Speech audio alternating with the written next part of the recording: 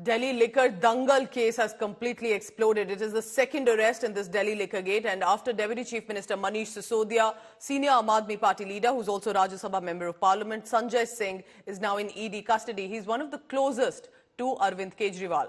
Aam Aadmi Party has called the arrest illegal and politically motivated. All guns are blazing at the BJP. Aam Aadmi Party has said arrest of Sanjay Singh shows BJP's desperate move. It stares at a defeat in the 2024 elections.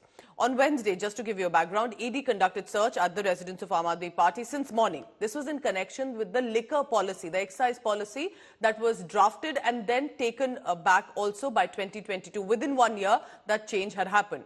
Team India has decided to rally behind the Aam Aadmi Party, calling the raid political vendetta. They have further alleged BJP is misusing central agencies to break opposition parties, and the arrest shows Modi's nervousness.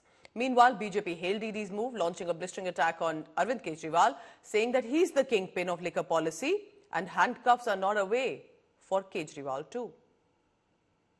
अब पिछले 1 साल से इन्होंने नया राग अलापना चालू किया है, शराब घोटाला, शराब घोटाला, शराब घोटाला।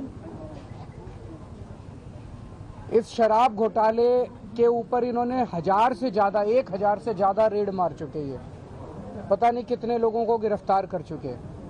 कहते हैं 100 करोड़ रुपए का शराब घोटाला है, लेकिन इनको इतनी रेड मारने के बाद भी चवन्नी भी नहीं मिली इन लोगों को। एक भी पैसा नहीं मिला, कहीं कोई पैसा नहीं मिला। ना कोई जमीन के कागजात मिले, ना कोई जेवरात मिले, ना कोई गहने मिले, ना कोई पैसा मिला, कैश मिला, कुछ नहीं मिला इनको 1 साल के अंदर। लेकिन जबरदस्ती गिरफ्तार किए जा रहे हैं। आज इन्होंने संजय सिंह को गिरफ्तार कर लिया। संजय सिंह नरेंद्र मोदी जी के भ्रष्टाचार के खिलाफ इस देश की सबसे बुलंद आवाज है।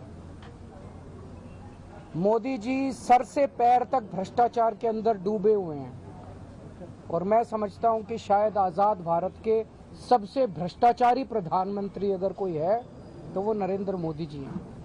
कल जब इनकी सरकार नहीं रहेगी और इनके कारनामों की जांच की जाएगी तो पता चलेगा कि इन्होंने कितना भ्रष्टाचार किया है। और उस भ्रष्टाचार के खिलाफ सबसे बुलंद आवाज संसद के अंदर और संसद के बाहर संजय सिंह की थी। वो मोदी जी को बर्दाश्त नहीं हो रहा। आम आदमी पार्टी एक कट्टर ईमानदार पार्टी है। हम सब जानते हैं कि ईमानदारी का रास्ता बड़ा कठिन रास्ता होता है। आज अगर हम इन लोगों की तरह बेईमान हो जाएं तो हमारी सारी समस्याएं खत्म हो जाएंगी। हम कट्टर ईमानदार हैं, इसी वजह से ये सारी समस्याएं आ रही हैं। इन लोगों ने यही, इनकी सबसे बड़ी दुखती रग यही है कि ये सर से लेके पैर तक भ्रष्टाचारी हैं और इन लोगों से हमारी ईमानदारी का काउंटर नहीं है इनके पास। ये आंच जो है ना, जो सत्येंद्र जैन से चली, मनीष सिसोदिया तक आई और आज संजय सिंह पर आई, मेरा मन कहता है कि ये आंच बहुत जल्दी अरविंद केजरीवाल के गिरेबान तक जाने वाली है। क्योंकि मेरा मानना है कि जब आप अपनी सत्ता पाने के बाद सारे नैतिकता को भुला देते हैं, जब आप सत्ता पाने के बाद महिलाओं की करुण क्रंदन को दरकिनार कर देते हैं, तो ऐसा होता है जब आप ही के बीच से कोई आके अप्रूवर बनता है और आपको जेल की सलाखों के पीछे जाना पड़ता है। Clear-cut vindictive action against him and indirectly Mr. Kejriwal, who happened to be Chief Minister of Delhi. Nowadays, these agencies, with the CBI, with the ED, is practically used against the political leaders who doesn't choose to present government. 6 or 7 of my colleagues who are not with me today, they are gone to other side. They personally came and saw me and they told me we have no choice, we have to take decision.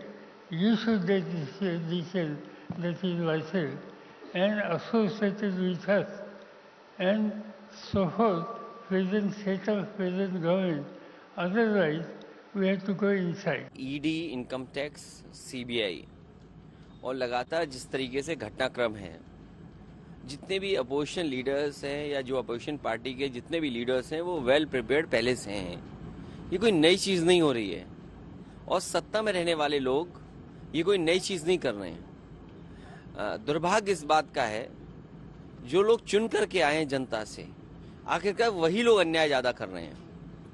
याद रखें कि इस तरह का अन्याय और इस तरीके से जो कार्रवाइयाँ होती हैं हमेशा सरकार को कमज़ोर करते हैं और वो पॉलिटिकल पार्टीज जनता को फेस नहीं कर सकते। हम पहले भी कहे हैं, अब चुनाव आता जाएगा तो इस तरह का काम होता ही रहेगा।